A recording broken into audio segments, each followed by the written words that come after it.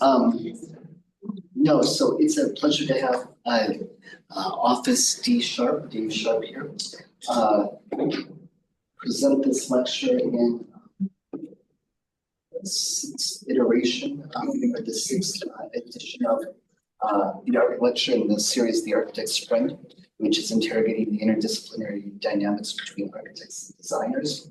Over the past quarter, we've been dissecting the collaborative processes, emphasizing mutual creative exchange across disciplines such as graphic design, photography, and spatial practice. So it's a pleasure to have Dave Sharp here, who founded the office in 2016. He is originally trained as an architect with a Master of Architecture degree from the University of Western Australia. Office D.SHARP is a strategic marketing and brand definition practice specializing in media strategy, content planning, and public relations for architecture firms of all sizes. The consultancy employs a research-based analytical approach to help architects showcase their work, expand their reach, and achieve a significant impact across both traditional and digital media platforms. Well, we're very excited to have you here, so making the time for us. Well, you are currently, I believe, still in London. So London, yeah. You would be based in Perth.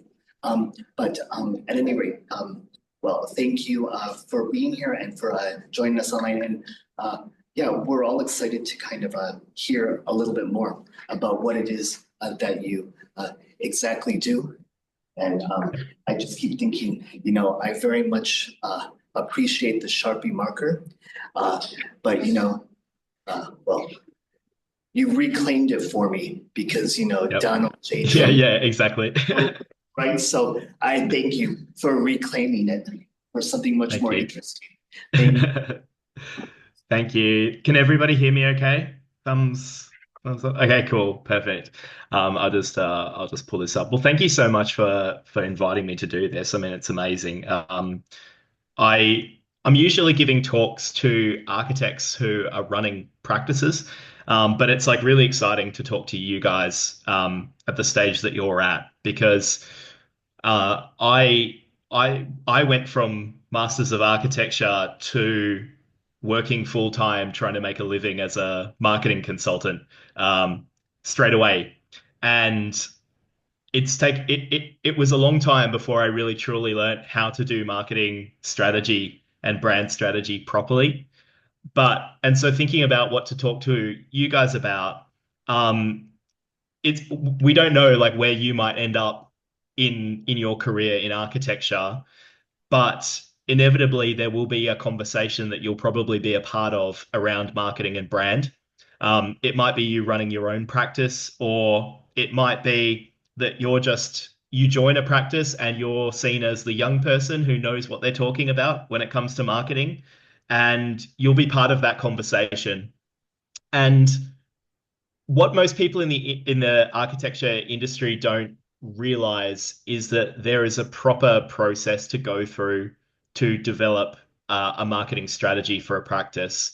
Um, we have a tendency to just suggest marketing ideas. Maybe we need more Instagram followers, or maybe we need to get published or something. But there isn't a thoughtful process in place for how to arrive at those decisions. And so, like, what I want to kind of talk to you guys about today is the work that I do with architects, which is going through the process in the proper order, and what are the things that you actually have to do to get to the point where you can say confidently, we need to do these things. How do we do them? Why do we do them? And what approach should we take?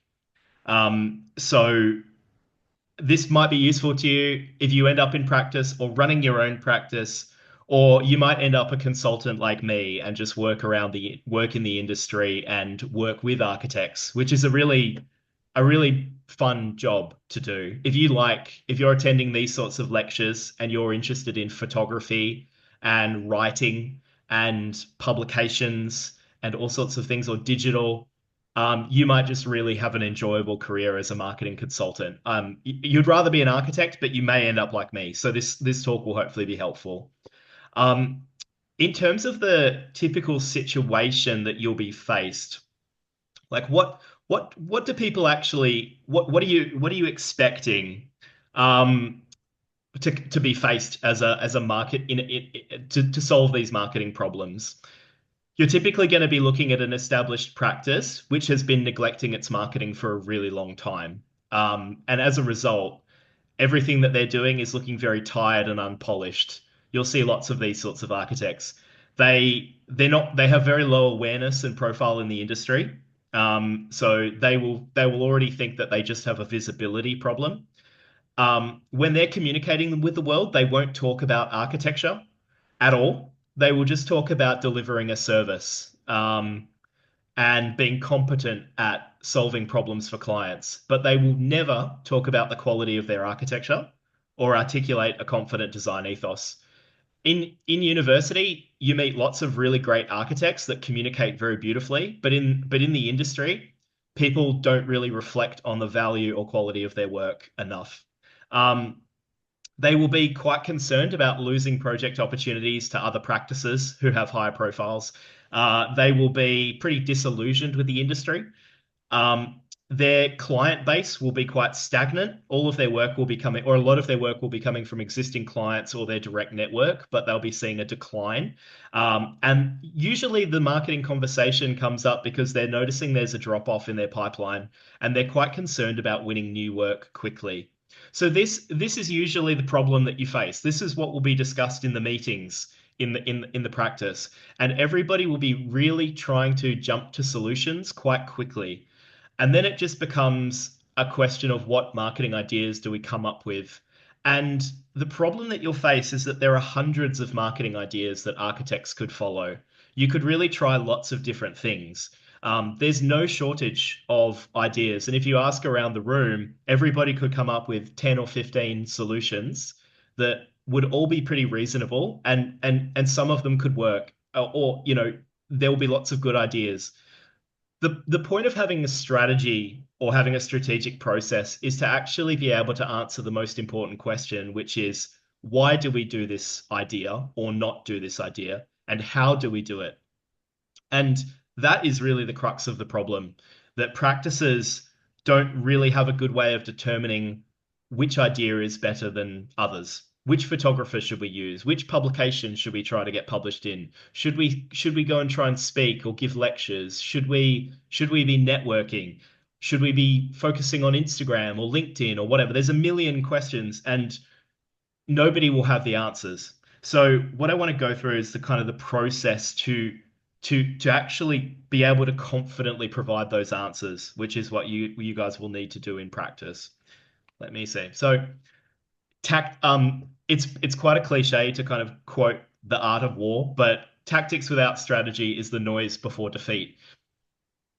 In practice, you'll come up with all these ideas and you'll start implementing them and you'll feel great. We're doing something, but then they won't work. You'll almost always find that they don't work.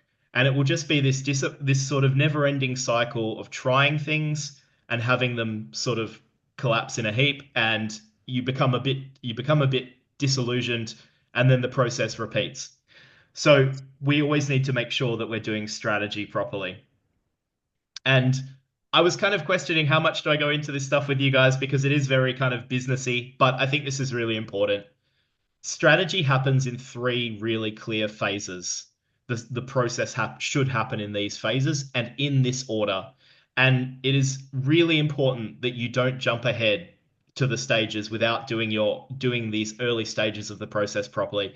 Just as in the architecture design process, you don't jump straight to selecting materials and detailing. You have to go through concept design. You have to go through research. You have to go through development of that design. And eventually you get to that point where you're making those selections. So the first stage is diagnosis. Before you form any opinions about what do we need to do to this practice, you need to make sure that you actually understand the practice's current situation. And if you're starting a new practice, there might not be a lot of diagnosis because there might not be anything to diagnose or to review. But you want to make sure that you're doing a comprehensive research process at the beginning. So you want to be looking at your practice very closely and comprehensively, all public facing elements of the brand.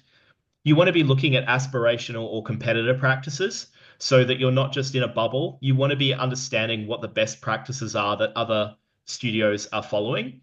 And then you want to speak to your clients as well. So they're the kind of the third leg of the stool, the people that you work with. You want to learn from them sometimes, but you also just want to evaluate them as clients and understand whether you might have a client quality problem as well. Once you've done as much of that research as possible, you can move on to strategy. And strategy is about setting objectives and positioning the practice. And I'll go into those in a little bit more detail. But those are the two major parts of strategy. And then tactics is the part that we kind of can sometimes try to do at the beginning, but it's the planning of what do we do.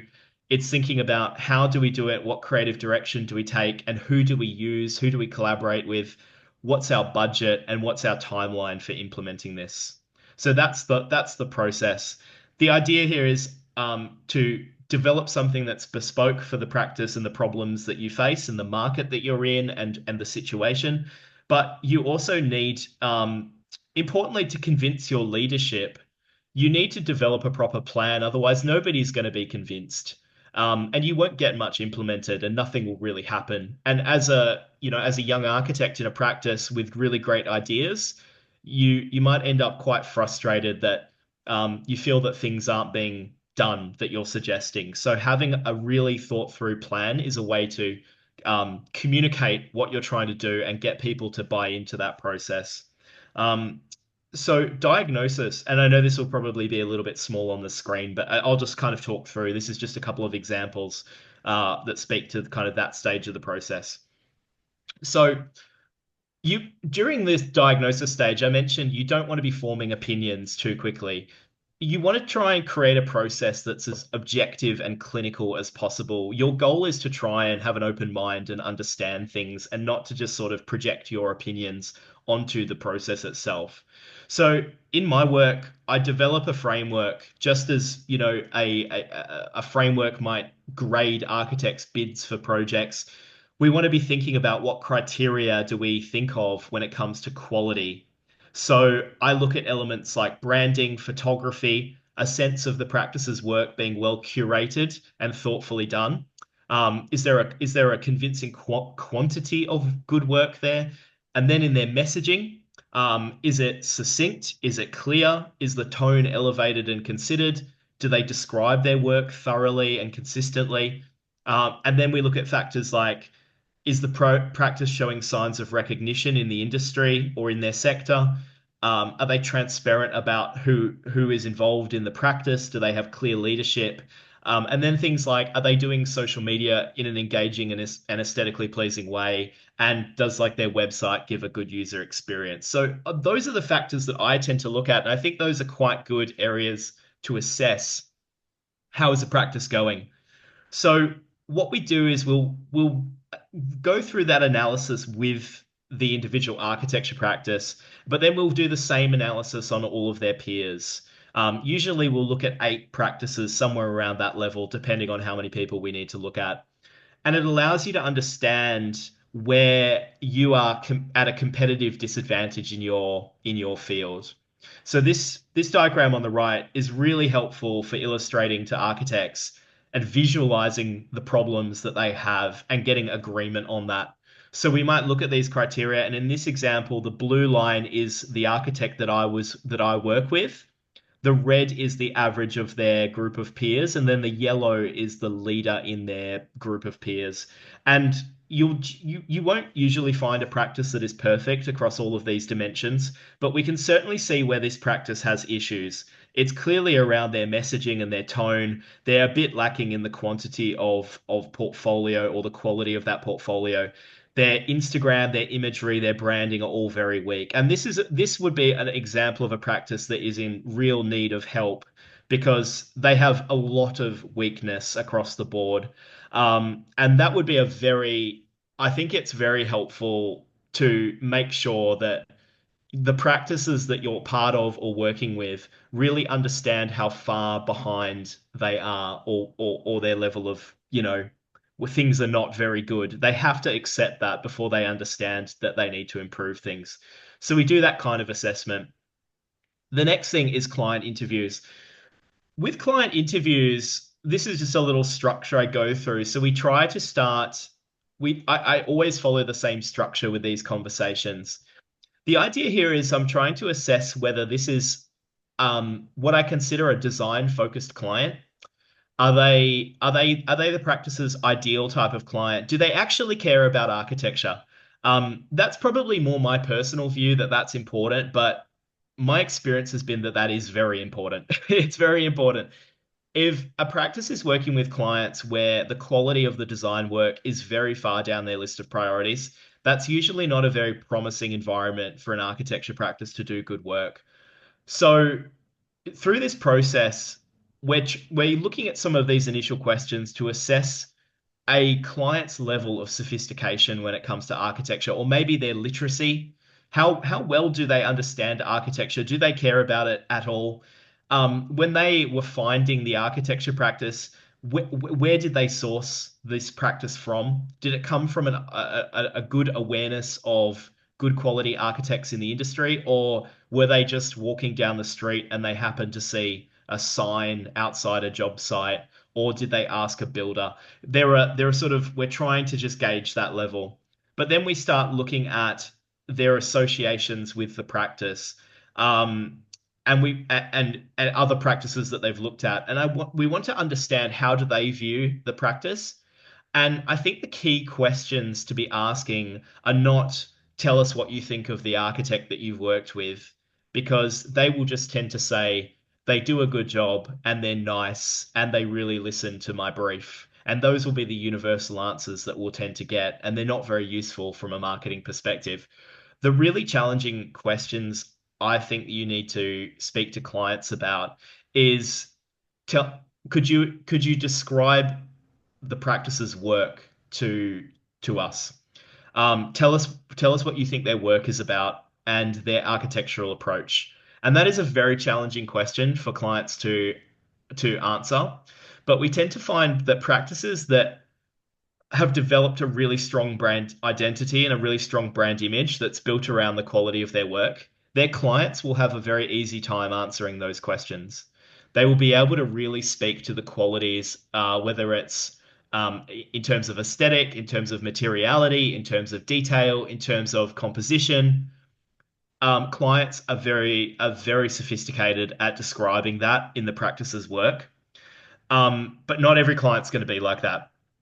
If we speak to clients and they are able to articulate that side of the practice, that information is so useful for the next steps in terms of positioning, because it really gives us more ideas to work with in terms of what does this practice's brand stand for and what does their body of work represent.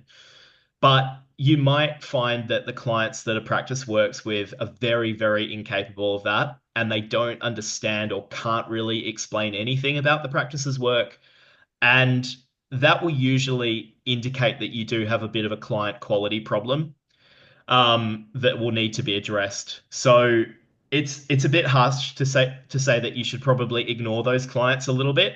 You want to make sure you listen to them and take on what their take their ideas on board, but you don't have to adopt everything that they say.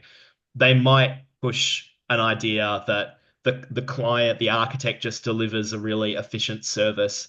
That doesn't mean that that's your competitive advantage that you should start marketing around. What it actually should highlight is that you are not communicating the quality of or the ideas within your practice's work well, and that you need to address that problem. So the client interviews are very, very revealing in that sense. I really, a very important principle that I think about in my work is that design focused clients they are the foundation of effective architecture marketing. You really do need to be focusing on attracting clients who prioritize design quality if your aspiration is to be doing very, very high quality work. Of course, there's exceptions, but as a general rule, um, clients need to be closer to the architect or like-minded about the importance and the value of good design. And if a practice is working with clients where they don't care at all about that, it creates a very, very difficult environment to produce good work. And the reason it's important for marketing, it's important for creating good architecture, but creating good architecture is absolutely integral to effective architecture marketing. You cannot market, you will not be successful marketing bad work. People can try, and you can give it a good attempt, but experience has taught me that it just doesn't work. We need to a practice needs to be producing some amount of excellence in their body of work, and then even if it's only a minority of the projects they're producing are excellent, they then our marketing just needs to focus on that small number of excellent projects. We would ideally like a practice to be producing excellent projects across the board, and that's the goal that we want to kind of achieve. But yeah, you absolutely need good projects to successfully market an architecture practice, in my experience. Um, so clients and finding better clients that are going to be supportive of that and invested in that are a critical part of the problem that a practice might face. So just moving into we're in the strategy stage now. So diagnosis would be wrapped up at that point. You've looked at clients, you've looked at the practice, and you've looked at their competitive field. So you've learned as much as you possibly can about the environment that you're sitting within. Now we need to actually start developing a strategy. And I think the most important stage of this process is establishing objectives. And objectives are about focusing and clarifying your effort on on the areas that you're trying to affect or impact with your marketing. What are we actually trying to achieve with our marketing? And this is about translating a practice's goals into marketing language, or in terms of the what do we actually have influence over in marketing? And it's really about focusing your resources, because practices can get spread very thin trying to pursue too many goals at once. So we really need to concentrate. So what I typically do with practices is recommend that they establish three objectives. No more, no less. I think less than that, I could see a practice existing with two objectives, but generally speaking, three is the sweet spot. The first objective, I never really provide options around that objective. What we want to do overall with our marketing objectives is find a balance of long-term and short-term effectiveness. An architect might come to you and say, I just need to find jobs today. I need to win new work. They're thinking short-term. But if you're only short-term, you're unlikely to be successful, because if your brand is fundamentally weak or your visibility is very low, your short-term efforts to win new jobs will not be sustainable. And likewise, if you're only focusing on long-term visibility of the practice, you may find that the practice struggles in the short term to win enough work or to be successful enough to have money to reinvest and to be thriving and to be successful. So we want long-term and short-term to be well balanced across these objectives. And we also want to find a good balance between broad and targeted. Again, an architect might be tempted to say we're so focused on expanding in the museums and cultural institutions sector. We want to win an art gallery. And they become so single-minded in their pursuit that they don't develop a sound marketing plan that also thinks about the existing areas that they work in, that they're reliant on, and doesn't think about, raising the general awareness and quality of the brand. So we do need to find balance. So the first objective is always going to be brand awareness. And there should be no exceptions to this. Brand awareness is basically how many people in the market that could be potential clients or employees or referral sources, how many people are aware of our practice. It's important that a studio becomes more well known over time. So that is always an important objective. It's broad and it's long term. As we move to the middle, we can start to get more targeted and we can start to get more medium term. And this is where you have options. And typically, I would say the most common options in the second objective would be brand perception, which is really code for things like our brand. how good is our photography? How elevated is our messaging? How high quality is our branding and our materials and the touch points that people see? How well presented is our work? You know, that takes a lot of effort and investment. And that may be an objective within itself. And I would say 80% of the marketing strategies I work on, we will identify in that diagnosis problem that we have a brand perception and a presentation problem, and we will focus that on an objective. But for some practices, it might just be focusing on a new segment, or sorry, a new sector or a new location. It might be a practice based in the Netherlands who say that they're interested in starting to win projects in the UK or in Australia. Or they might be moving into, they might say, we're interested in starting to win work in education, or maybe we want to do residential work or something. So there might be a really clear, defined goal. Then objective three is about winning business in the short term. And it's typically going to be very targeted. And this will support your other objectives. So it's really important to have a third objective like this. So it might be focusing on something like referral or repeat business. So focusing on your existing relationships and contacts. It might be about more collaboration. It might be about, more winning more competitions. But when I talk about funnel conversion, it might also be we notice that in our sales process, we're actually not winning many of the projects that we get potential opportunities to win. Where we're losing them, they're not going for our fee proposals, we're losing bids, whatever it is. You might address that as a specific objective. And then there might be something that is very short term in nature, unlike objective two, which was about developing into a new area. It also could just be that we want to generate more business in the sector or area that we're already very established in. Because in the short term, that's more likely to produce results in the next 6 to 12 months than objective two, which is probably going to take 1 to 2, maybe 3 years to see the results of that work. So yeah, objectives, it's probably one of the most important conversations you can have to establish how you're actually going to achieve these goals before you start thinking about ways to do it. But then your next part of the process is positioning. And yeah, these cards are going to be way too small to read, but it's there to just illustrate what this part of the process looks like. Positioning sometimes in the industry is called messaging, where practices architects will say, we really need to clarify our messaging. You need simple ideas to communicate about what the practice is about. So, this exercise is about identifying all of the possible messaging points or ideas that we need to convey, which is usually going to be 20, 30, 40 different ideas. Um, Architecture practices are quite complex, and our work is complex, and it can't easily be described. But we need our communication to be clear. And importantly, we need to develop a marketing plan that is going to reinforce our brand image and our messaging and our communication.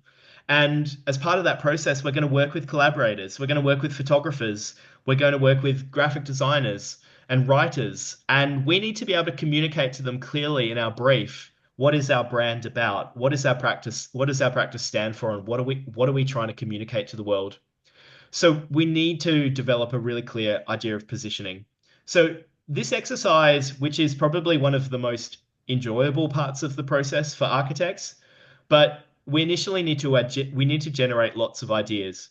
And those will come from the team, they'll come from the directors, they'll come from those client interviews when we've asked them questions about could you describe our work? And they'll come from your existing material if it's an established practice.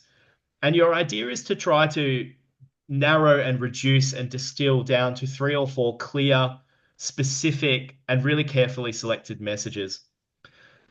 In general, my suggestion with this would be to avoid the temptation to talk about service and delivery.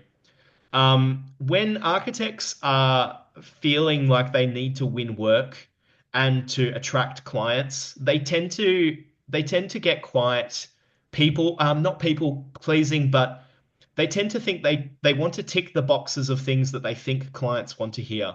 So they'll say something like we're collaborative, or we're really good, we're good listeners, or we're experts in conservation or something. They're just ticking those boxes, but they don't talk about their architecture and they don't think about the stuff that subconsciously drives decision making, which is ultimately going to be the work that the practice does.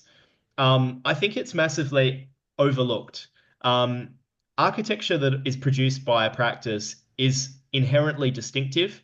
It is individual to that practice, whether they're being intentional about having a specific style or being original or different to other architects.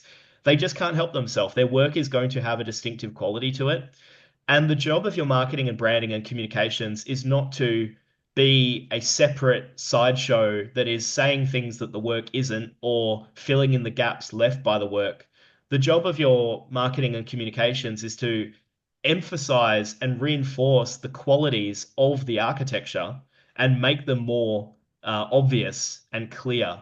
And everything should be in support of the practice's body of work, in my opinion. So it can have your positioning that you end up with can have meaning that relates to service, but only if it is first and foremost speaking to the quality of the practice's work or the character of the work that's produced. So, as I mentioned, the positioning is really useful when it comes to selecting how you approach your marketing tactics, and it gives you direction for creative and to brief collaborators and creative suppliers. So it's super important. Going forward, it also becomes the three or four words or statements that you end up with also become the way that you will stay on message and consistent when you're communicating. So you have to think about it, it becomes this memorable thing that you remember, kind of sometimes called like an elevator pitch is one way that people talk about this idea, but the idea of three or four key concepts that whenever you're in a situation where you have to talk about your work or communicate about your practice, you can remember those three things and they will help you to stay consistent and on message and get your message across. So we don't need to go into the detail of these, but this would be an example of where you would end up and how simple positioning should be.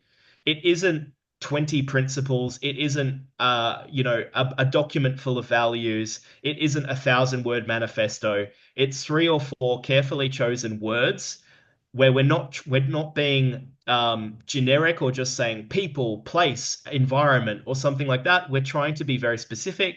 So in this case, for this practice, capable, thoughtful, grounded, integrated. And taken in isolation, you would go, okay, whatever, those are just four words. But for this practice, this is really the distillation of their kind of DNA of their architecture practice. This is after considering 30, 40 possible ideas, they realize that these are the most important defining qualities or characteristics of the practice. But what you need to do is elaborate them on them a little bit. So I do usually write short one sentence expansions on these words just so that we can understand what does the word grounded mean in the context of this practice? What does integrated mean? This is not the sort of stuff that should then get put on the website. It's for internal use only. But it's the sort of thing that can be, as I said, given to a writer, given to a graphic designer, and it becomes very useful briefing material. Finally, once you've done this work, so you've done your diagnosis and then you've done your objectives and you've determined your positioning, you can now move on to tactics. So you're actually making decisions about what do we do now? And that's the combination of objectives, positioning, budget, and capacity. So, I mean, even just in terms of tactics, it's very rare for anyone to consider the budget and the capacity limitations or constraints that you're working within. So it's a combination of all of those. I won't spend too long going through this list, but just some general, these are kind of like rules of tactical selection. I will just go through these quickly. So in terms of identifying tactics, you need to look at each of your objectives individually and then generate three, four, five different ideas of how could we improve the practice's brand image? How could we get a foothold in education? How could we raise our general level of brand awareness? So you need to look at the objectives in isolation rather than just creating this soup of tactical possibilities that just don't really relate to anything. Another rule of tactics is project. As I said, projects are central. The most important asset that you have at your disposal is project imagery. It drives salience, which is basically does it actually seep into people's minds? Does it kind of grab their attention? It represents distinctiveness and differentiation, and it's just the key to promotion and brand awareness as well. The Generally speaking, architects promote themselves through their work and the attention that their work receives. It should be a very big part of your approach to marketing tactics. People really underestimate emotion and aesthetics as key decision-making factors. We tend to think that clients make decisions rationally and logically. They very rarely do. Architectural clients make decisions emotionally, based off personal, just sort of, they're not really thinking, essentially. And emotion and aesthetic response to architecture is a massive driver. Architects generally rely on organic types of promotion, so media, awards, Instagram. When we say organic, it means we're not paying for it. It is just based on the merit and visual quality of our work. And if you want to be successful in those mediums, the visual and written content that surrounds your work and your practice has to be extremely strong. Every touch point that's visible in public should be reflecting and enhancing the architectural aesthetics of the practice's work. So, as I said, it's about reinforcing and extending what the work is doing. It should not be competing with it, or trampling over it. It needs to pay the architecture respect and just sort of be in line with that. It's very important to use the best creatives you can possibly find for imagery, writing, and graphic design. You really can't compromise in any of those areas. You should always invest much more than you think you should. So it's important that you prepare the architects you work with to go find some money, because it is an important part of making improvement. Um, you generally can't delegate marketing to an external agency. It's something that works in a lot of areas of business, but within architecture, to do it properly, it really needs to be something that's done by the architecture practice itself, in my opinion. When you develop a marketing plan, you need to document it. Just as you need to document an architectural design before it goes to construction, you need to thoroughly document your marketing plan. It can feel like a bit of a pointless exercise. Why am I documenting a plan? I know what I want to do, but it's just so important that you actually write down the decisions that you're making. Um, Avoid the temptation to just throw hundreds of tactical ideas at the wall. Less is always better. If you're looking at your written plan and there's anything that feels even remotely weak, get rid of it. Just reduce and cull as much as possible. And then in terms of your planning process, look at a 12-month timeline.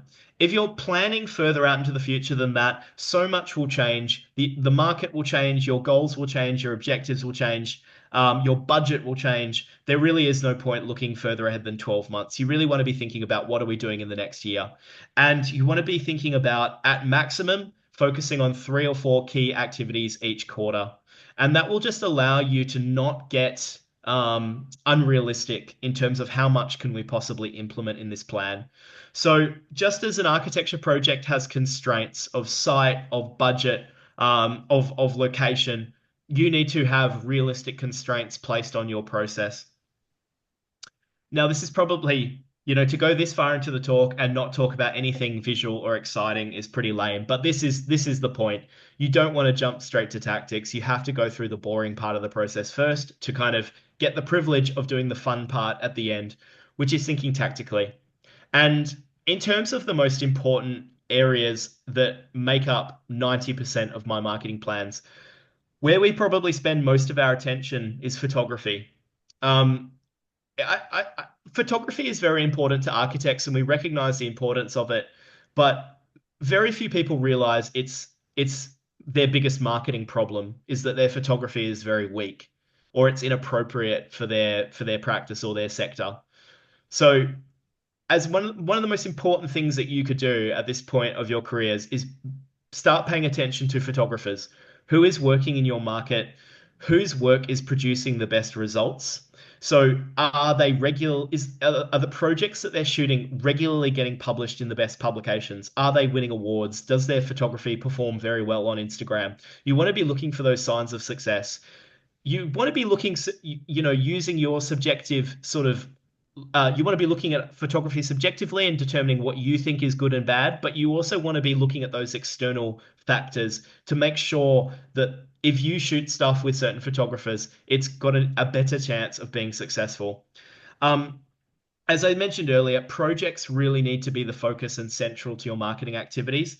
And flagship projects or the strongest projects, even if they're just one out of five projects of the practice, are the strongest. Really try to concentrate your energy and resources on those incredible projects. Those will do so much more for your studio than anything else. But those flagship projects may not be finished. And that's where I think, and this might be good news to you guys because you're probably very good at visualization. But I would say photography and visualization are like the two most important tools in my kind of tool bag of architecture marketing. Getting practices to invest significantly more in these two areas than they normally would is kind of like my secret recipe for marketing success. It's so obvious. You wouldn't think that anybody needs to pay a dude like me to tell them to produce better images. But trust me, you can build an entire career just advising architects on photography and visualization. It's the most important area in their work. The other common tactics, and it's worth sharing these just to get a sense of like what does this guy actually recommend. These are the things that we do the most alongside photography and visualization. Um, Establishing a good brief and direction for branding, website and documents is probably one of the most effective things you can possibly do with a practice in terms of improving their marketing. The other thing is engaging copywriters or working with writers. That can make a massive difference. So having every piece of external communication that you can afford to do with a copywriter, have that done professionally based on your objectives, based on your positioning. You want to improve the way the practice engages with the architecture media or other types of media. You really want to have a very rigorous process for communicating projects to the media, selecting the right media to approach, and then having a good framework for engaging with them, reaching out to them, and building relationships. Instagram is an important marketing tactic in general for architects, or at least it is in the markets that I work in regularly. But it's not about how to use Instagram. It all comes back to your visuals. If you fix your photography and visualization and writing, you will essentially have fixed your Instagram. There is nothing about the way you use the platform that is going to make you better or worse. It's all about the content that you're feeding it with. Another really common tactic is relationship development, sales, business development, whatever you call it, but often referrals, repeat business, collaboration. Events are often a popular tactic or one that we use fairly commonly. And then it's a little bit of a lame one, but email newsletter. Using email as a communication medium for a practice is a fairly common tactic that we use. But these are all very basic things that you could have come up with. And as I mentioned earlier, it's very easy to think of tactics. But the real question is, how would we approach each of these and why would we choose to do these and not other things is always going to be based around that strategy and objectives. And just quickly, I know we're probably running late for time. I'm sure I'm going over. I didn't start a clock. But anyway, just quickly, budget. I'll skip the final review, but budget is super important. You need to determine at the outset of this process a maximum amount that this practice can spend in the next 12 months. And until your director or until you yourself as the director can confidently allocate an amount of money to roll out over a year, you are wasting your time developing a marketing plan or even considering improving your marketing. You need to commit to a financial investment because without a clear idea of what we will spend, your plan will not be implemented unless you can say to a practice, you need to allocate £30,000 or whatever, 30,000 euros for the next 12 months. Is that how much we have to work with? Is it 10? Is it 20? Is it 30? You need to determine that.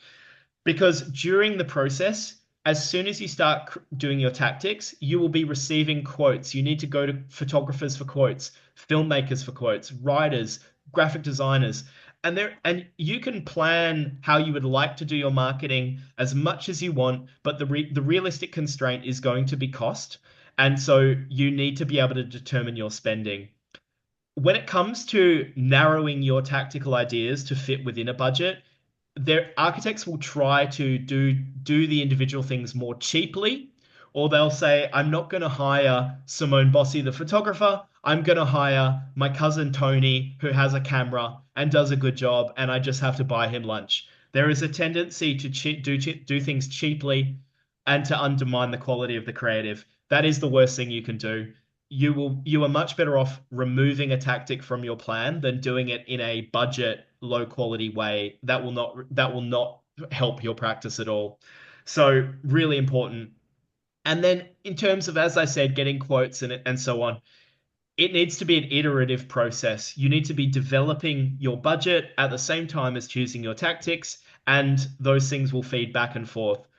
A practice might say that we have X amount, that is our maximum limit. That doesn't mean that you need to spend all of it, but you need to make sure that you stay within that budget. Or if you suspect the practice has more money to spend that they're not being upfront about, you need to have a conversation about, I think we actually need to spend more to achieve our goals because we realistically, we are not going to be able to have the impact we want to have with budget of whatever. So just the graph on the right-hand side, this is charting marketing plans and budgets that I've worked on in the last couple of years with small and medium practices. And on the bottom axis, we've got their turnover, then we've got their total marketing budget. And you can see that there is a pattern where practices it tends to level off over time. But for smaller practices, as a percentage of turnover, they're going to be spending a lot more on marketing. A £200,000 practice will typically be spending somewhere around £25,000. So that's just a little over 10% of their revenue will be spent on marketing and investment. That percentage will drop and drop and drop towards bigger practices. But it is important to recognize that it should be a significant investment, and underinvestment is usually one of the causes of those initial problems we spoke about at the beginning. But anyway, I know that we're probably up for time. I'll just leave this there, but quickly, um, if you're interested in, kind of learning a little bit more about some of these aspects of marketing, I have a podcast. I have two podcasts, one in Australia and one in the UK called Office Talk, where I find the best architects I can, not because they're good at marketing, but because they're good at architecture. But I speak to them about how do they communicate their work in a high quality way, and how do they communicate what their practice is about well, and we just have conversations about that. And if you're interested in looking at my practice at all, or my Instagram, officedavesharp.com. But yeah, I'll just leave this slide up, and I think we might have time for a little bit of Q&A.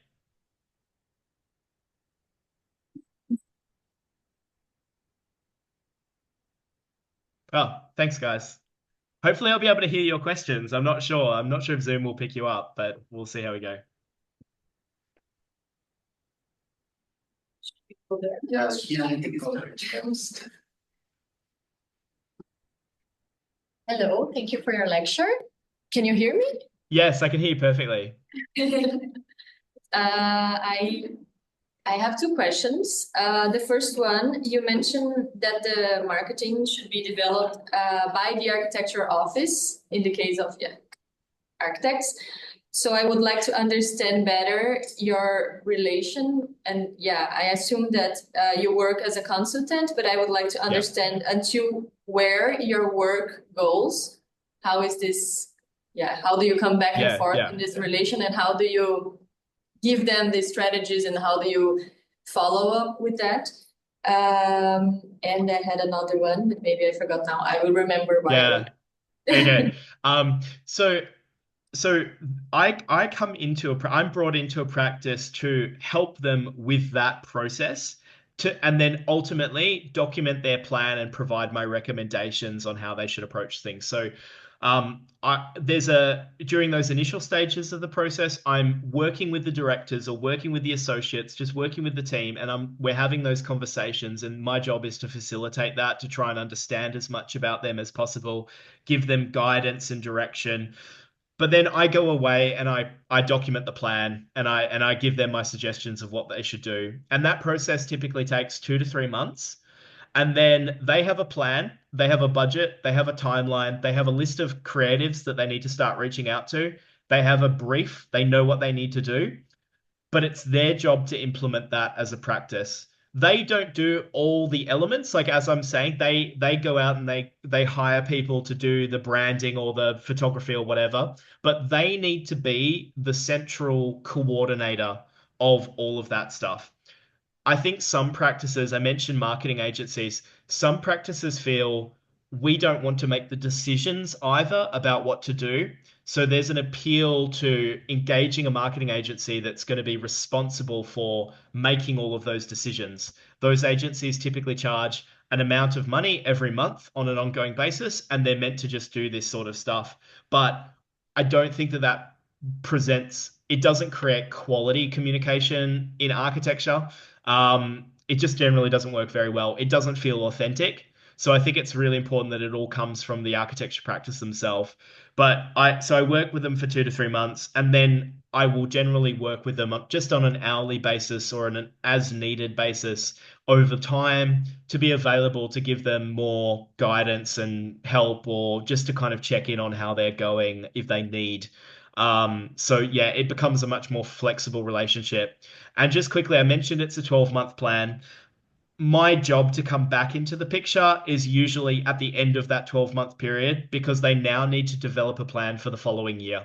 So they don't do the whole process again, but we do the tactics again, or we evaluate how well did we do this year? Was our approach correct? Is there anything we can learn from that? But then we'll start developing a new tactics, budget, and timeline for the next year. So yeah, does that sort of answer Yes. the question? And the next one, you mainly mentioned about the strategies related to architecture offices that already have a practice, how to start from scratch, from zero. So the part that you probably won't do starting from zero is only the parts of the diagnosis where you're talking to clients and looking at your own company, because you don't have a company and you don't have any clients.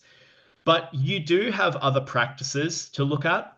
You do need to have clear objectives for your first year in practice. You do need to have positioning. You definitely need to have positioning, because what is our brand about? And then I think the most important thing is having a budget. Most practices start with no capital to spend on building their business. It's kind of this thing where we just start working, and we maybe do a Squarespace website, or we create an Instagram account, and it doesn't feel like there's a cost to it. But it will really slow down. It will be a long time before your practice can really be taken seriously by people who aren't your friends, or people that you happen to know that could be clients, or things like that. You need budget in those early years. It may not be much, but you need to start thinking about photography. You could be thinking about visualization. You could be engaging a copywriter to write a good description for your practice. If you were very fortunate and you had saved up prior to starting your practice, you might have enough budget to engage a branding graphic designer from day one, which would be an incredible place to start for your practice, and would be great. So I think all of those steps of the process are still very relevant to a new practice. Obviously, the problem is you're just not going to have the budget to do so much tactically, but all the more reason that you need to be very selective about what you do and make sure that it's very, very carefully considered what you do with your practice. Yeah, so I think it is hard, but yeah. Thank you. No worries. Thank you.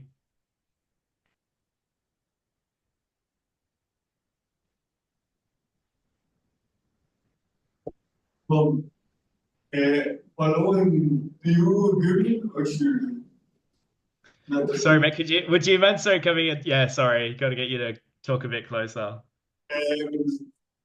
Following up a bit on what you were answering before, um, I well understand, but not completely understand the argument of the best strategy is to keep the actual implementation of the plan in-house, no?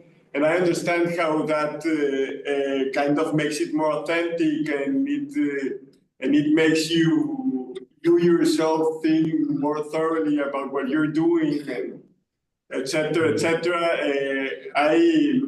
But I also feel that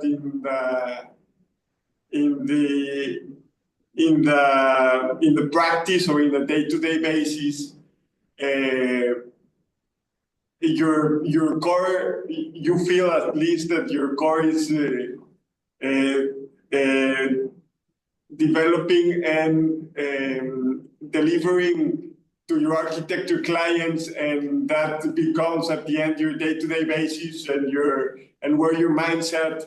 And sometimes even though you have a very well thought out plan and a very nice thing developed in collaboration with someone like you,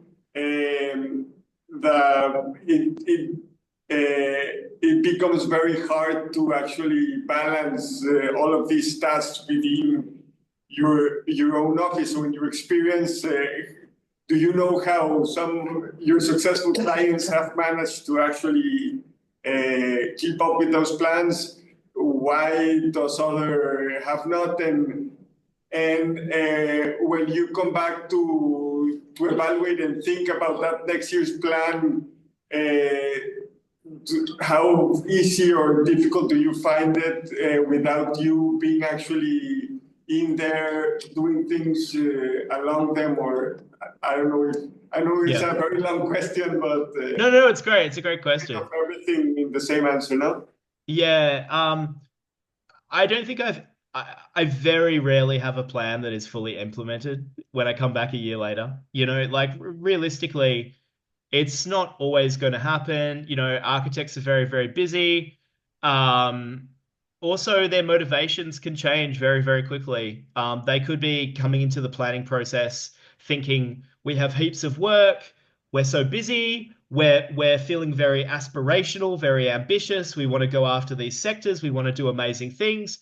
And then 6 months later, they could have no inquiries. They're worried about paying the bills. They lose all of that ambition, and they're just thinking, "Oh my God, I just need a job," And like so, the plan can be imperfect, and it can feel like it's not relevant, but it's important to do the planning process as the best possible attempt. Without a plan, they're not going to be in a better position at all, because they're not going to know what they should be doing at any given point of time or even attempting to do. So in terms of the busyness stuff, you need to be really realistic and assume that they're going to have less time, or that you are going to have less time than you think you will at the outset. So I think it's important to try to gauge that based on what you know about the practice and their culture and what the directors are like, or what you're like. And when you're deciding on the number of tactics or the range of tactics to put in, you definitely need to be considering what do you think is achievable and realistic for this practice. So, for example, if I know an architect is not going to be spending any time on this, I'm going to just be thinking, okay, they're going to be doing some pretty simple things, and I want those to be done externally. As we were saying, I want them to be maybe they'll be engaging a branding agency that takes the work of developing all of that stuff off their hands. They'll get a photographer, and maybe they'll get a writer involved or something like that. But I'm not going to suggest ideas like go to lots of networking events, or host a party, or write 10 blog posts, or write a book. I'm not going to suggest things like that are very, very time consuming, because I know that they're not going to do any of those sorts of activities at the end of the day. So you just have to be mindful about that and make sure that it's kind of realistic. Yeah, does that sort of make sense? It is tough. And then you come back a year later, and if you find that only half of your plan was implemented, then make your plan half as long, tactically next time.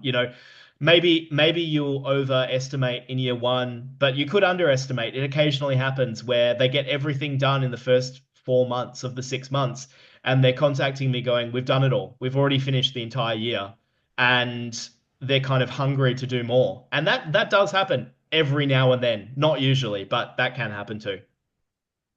And just another follow-up question on one of the previous one. I know it will depend about this diagnosis and objectives kind of definition, but in your experience, when you don't have a real consistent body of work because you're just starting, let's say, no, is there any kind of suggested recommendation or in your experience this kind of initial exposure of an architect or an architect practice to the world where that how to better kind of put yourself out there without actual architecture to be documented or architecture in form of building in a way, no? Yeah, absolutely. I think in general, you would be surprised you'd be surprised how much brand visibility you can build out of one good project, right? So like you don't necessarily need some of the small practices I like the most that get the most attention and the most interest.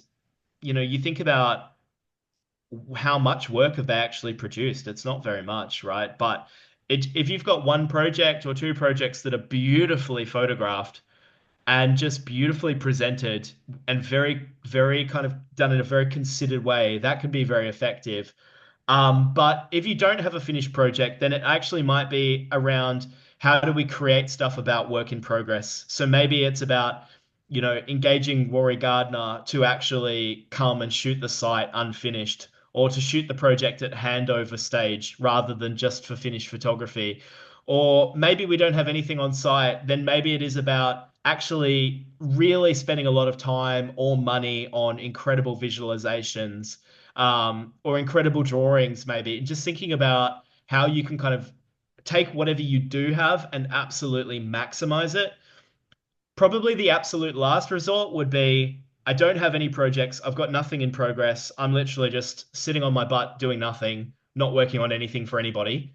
Then that's where you probably would get more into that speculative design approach, where you might actually start thinking about, maybe I don't necessarily need to design an entire project speculatively for a non-existent client, but perhaps I'm just become interested in creating individual views or compositions or just particular parts of rooms of buildings, but visualizing them beautifully, drawing them beautifully, whatever, and then treating them as if they're real projects and just kind of being a bit fake it till you make it. But some of the studios that I've worked with have really done a good job of trying to establish a very high benchmark of the type of projects they would like to be working on quite early by just doing these kind of portfolio projects. So I think that can be a really successful strategy. But again, it's about the kind of the quality of that output as well. It just kind of really hinges on that. So even if you're very, very good at that yourself, I would probably still argue that you can't afford that to be anything less than perfect.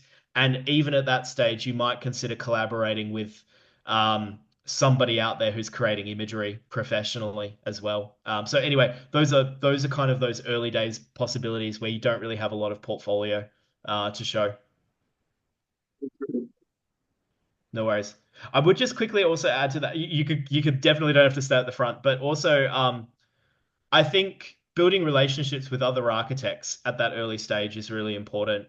I think if you're a very design focused early days architect in your practice, probably one of the most important sources of new business you can have. If you don't have, assuming you don't have lots of really, wealthy friends and family who you can give you projects, assuming that you're just starting from nothing, is receiving overflow work from other practices, because there will be a limit to how small of a project they can take on and make profitable, but they would be more than happy to refer projects that aren't a good fit for them to a young designer who they think has a lot of potential.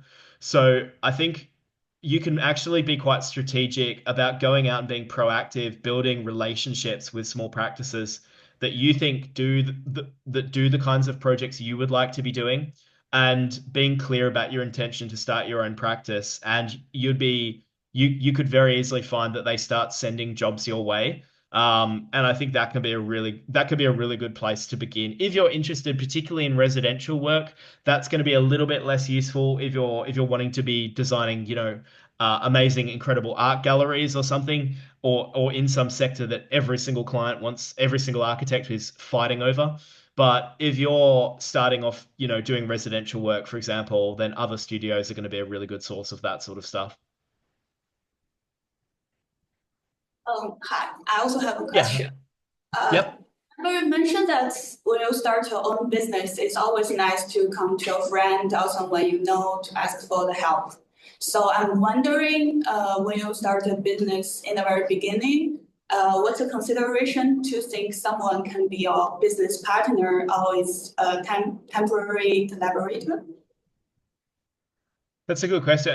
Are you asking about like when I did that, or just in general, like when you start a practice of your own? Yeah, in general. In general. Yeah, I think that's a big. I think collaboration is really important, and there's a possibility, like I was mentioning, the residential versus public work. If you, this is just a completely a side note, but I think your question made me think about it. If your ambition with your practice is to work on public architecture, then I would try to avoid residential if, if you can. I think this might not be the case in every market, but it can be very hard to make the transition from doing small residential projects to public projects and kind of cultural projects, because you will be perceived as a residential architect, and it can be very difficult to make that transition. And so at that early stage, if you think in 5 years' time or in 10 years' time, I want to be designing cultural, commercial, larger scale public spaces, you need to be ambitious. You need to be attempting to get that kind of work in some capacity at the very beginning of your practice, so that you're not just doing small extensions or refurbishments of people's kitchens and bathrooms and those sorts of things.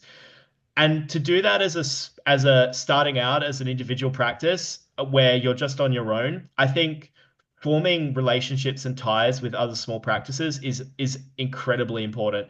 I think it's hard to be successful or to win real stuff to work on if you're not forming a team. And that team doesn't even necessarily need to be other architects. I think those collaborations can be artists, they can be fashion designers, they can be photographers. And I think looking outside of your discipline to form collaborations, to potentially enter competitions, to potentially expand your network into sectors like the arts is very, very important. Whether you decide to take on to partner up with a friend and form a practice together is a very, very major commitment to make. Nothing is permanent. You can obviously divorce them at some point down the road, but I would just I would just think about that pretty carefully, whether you do that or not, because that is a very important relationship to be building. So I would say it's very hard to work on your own. There's definitely a downside to it, but it can also be very hard to get a practice off the ground with two directors, when it may not need two directors. To support two directors in a small practice is quite difficult. But yeah, so it's going to come down to your personal preference. Do you like working on your own, or working with other people? But I think collaborating is an amazing thing, and maybe that's a way that you can feel that you're working with other people without having to take on the commitment of being, you and another person for the rest of your career. Thank you. No Sorry, can I worries. ask a quick question? Yeah, go for it. We're just wondering what the process looks like when you're helping offices find a photographer, and how you prioritize, like, say, social media reach or quality of work, or how often they get published. Yeah, it's a question. It's a really, really good question. How do you kind of do that? I think I think in most markets, whether it's Australia, the UK, the Netherlands, wherever you are, the market is typically going to have three, four, five, a small number of leading architectural photographers, where they're on that A tier. And you're usually generally going to start by considering who the kind of the A tier, the top tier of photographers are. They're not always going to be the most established. Sometimes the most established photographers are the ones that have actually peaked a long time ago, and they might have a big name, but their work is not producing results recently. So you need to be very aware of that. They're typically the people that the architects have been working with for a long time. And you have quite a hard conversation about moving on to somebody else. But you'll be starting by identifying who are the people that are leading in the market at the moment.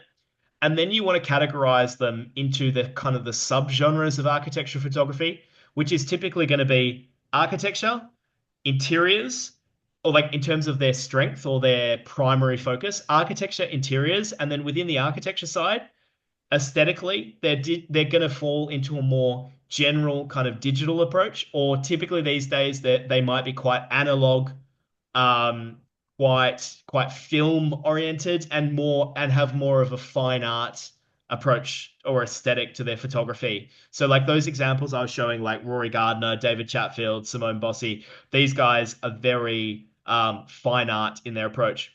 And so you want to look at your positioning and think about what does that suggest to us in terms of where should we be sitting in that subcategorization of photographers.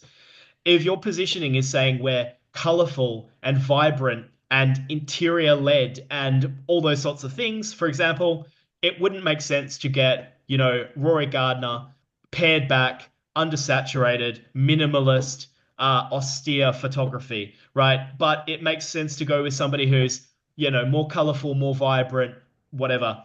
In the UK, there's a photographer I work with, Jim Stevenson, whose approach is very documentary. It's about people and personality, and like he'll shoot a public building, and he's always waiting for the moment where a little school kid is doing something funny or cute or doing a handstand or whatever. That's his thing. If the practice had positioning that reflected that idea of people and whatever, that would make sense. So that is a really, really important way to look at it. But I think they have to be ticking that box of those factors you mentioned. I don't, if I'm looking at a photographer that an architect is presenting to me as an option, if they're the one presenting an option, I'm looking at it and I see the people that they shoot for are struggling on Instagram. I don't see the work being published in the publications that we're looking at as part of our media strategy, and it just looks shit. I'm not I have to be very conservative and assume that my client and their projects are not going to be the exception. I have to assume that we will receive the same underwhelming results from that photographer, no matter how good the building is, that the rest of their clients are going like my client is not special. They don't have superpowers. The photographer will probably create underperformance in their work from a marketing perspective. So yeah, I just have to assume, right? Like I have to sort of be a bit cold and clinical about looking at doing a bit of due diligence about the other practices that are shooting with this photographer, and I want to see signs of success in those areas, right? I just have to see a good consistency there. So yeah, that's kind of how you look at it.